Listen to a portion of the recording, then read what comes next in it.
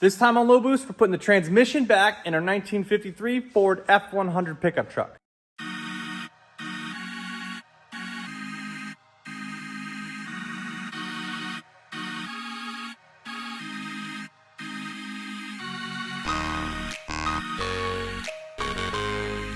So, putting this scatter shield on that we got from Summit Racing. It's got tabs down here. In case you're gonna cut this off, it actually should pop right off. Or if I pull it off with a pliers. You wanna make sure your starter hole lines up. And I had to drill these two out just a hair to be able to get this fit on properly. Of course, it falls off when I'm filming it. I did have to drill those out just a little bit to get everything to just line up as it should. There, it goes back on there. Yeah, make sure you put this on before the flywheel because it won't afterwards. And I got my flywheel, I'm gonna put that on next. So let's go ahead and slap her on. Now with the flywheel, your bolt holes don't all line up easily. You're gonna have to move it around a little bit. And the reason why they don't all line up with, no matter what, is they have to, there it is there. The counterweight has to properly match the harmonic balancer. So if it doesn't line up perfectly, if you miss a bolt hole here, you're gonna be crying. So they do that on purpose. So, all right, let's put a bolt in and start tightening them down. So next up, putting the bolts on. I'm gonna use red thread locker. Whether or not it calls for it, I only wanna do this once. I don't wanna do it again. So red thread locker it is. And it says the torque specs for each is 75 to 85 foot-pounds. So I'm gonna just tighten them down in a hex pattern. So start here, like this, till it's snug, and then I'll torque it. If it moves, I'll just have to have my dad put a breaker bar in the front of the engine just to hold it tight.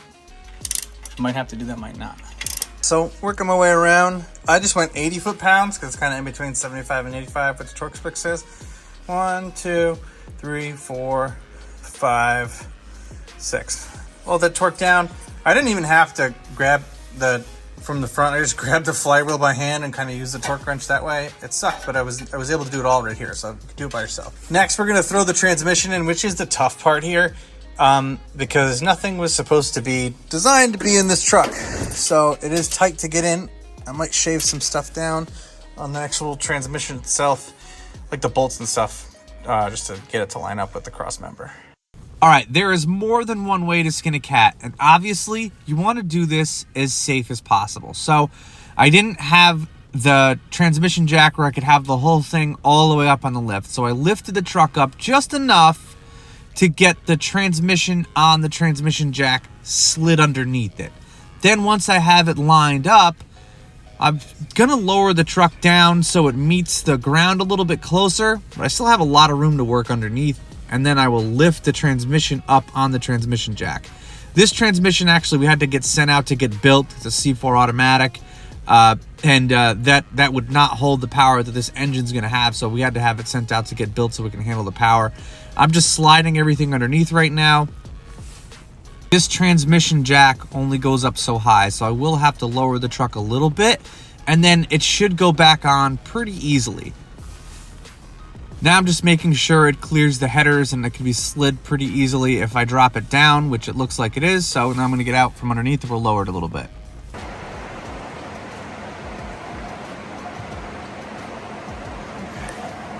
That's good. All right, now with the transmission jack, I'm just aligning it left and right, front, forward, and back to try to get it to line up perfectly with the bolt holes. If you see underneath my right arm, I have the wheel dollies there. And it actually works out really well to have those wheel dollies because it keeps the truck up a little bit if you have everything lowered all the way where I could still work underneath the car pretty good. So I'll put a link in the description to those if you want those wheel dollies. I use them all the time. This is what I'm talking about. This was back the first day we got the Mustang. I was able to swing it around the garage and pull it up to where we were putting it under the lift really, really easily.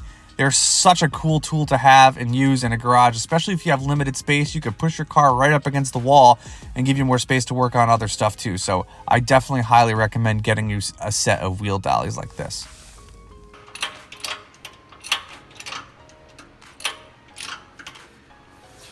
You can also see here, I've started on the wiring harness. I just have everything run underneath the truck and everywhere else. I'm gonna have to tuck everything else underneath as well. The trickiest part here was getting it to line up with the bolt holes, but also pushing it far in enough where it actually clears the lip of the floor there. So I'm getting it really, really close. It is just about lined up there. So all I gotta do is just push it in and start threading in some bolt holes at the top and the sides, and it should go in. I wasn't able to get a good shot of it, so I'll have to do it off camera. We sent the transmission out to get built to handle 600 horsepower, because this engine's gonna make a lot. Not gonna make that much, but this will definitely handle it now. We put a new flywheel on it to match the front. So when you do a flywheel, you have to make sure that the counterbalance of this matches the flywheel, otherwise the engine won't run right. So we had to match that up. And hooked everything else up, put the master cylinder back on. So next, we're gonna hook up the brake lines, and finish the wiring. I have the wiring run all the way to the back as well. So we'll do all that stuff, but the new transmission looks good. The reason why I say 600 horsepower is this engine is a 408 stroker. And even without trying, this will make 400 wheel horsepower. And the C4 automatic, even if it was built for a V8, is not gonna handle that power. So sending it out to get built is the perfect way to go. It'll handle everything we have to do. We're making some progress on it. So guys, stay tuned. More on the F100 is coming. In the next video, we're gonna swap out the old Dana 44 rear end that we had in this truck, and we're gonna be putting in a Ford 9-inch. So we're gonna do a full video on how to swap that out, how to install and weld and everything. And my cousin, if we're working on a Ford, he's up here. He just likes to come up and help out. So you're going to get to see him work on this a little bit too. So we're going to do that in the next video. So guys, make sure you stay up to date on that. I have a lot more parts and stuff that we have to put into this truck. And we have a plethora of them that we're working on, getting everything put together to put in. We're not far away from firing this up. I still have to wire it. So make sure you guys stay tuned on that. But there's a lot of cool stuff that's going to be happening on this truck. I'm so excited to continue to work on it. Thank you guys very much for watching. Stay tuned for updates on my Instagram, on TikTok, and on Facebook, because we are going to be doing a lot of work on this truck over the winter, and we are going to be announcing a new project soon that we're going to be working on once this is done. So thank you guys very much for watching, and I'll catch you in the next one.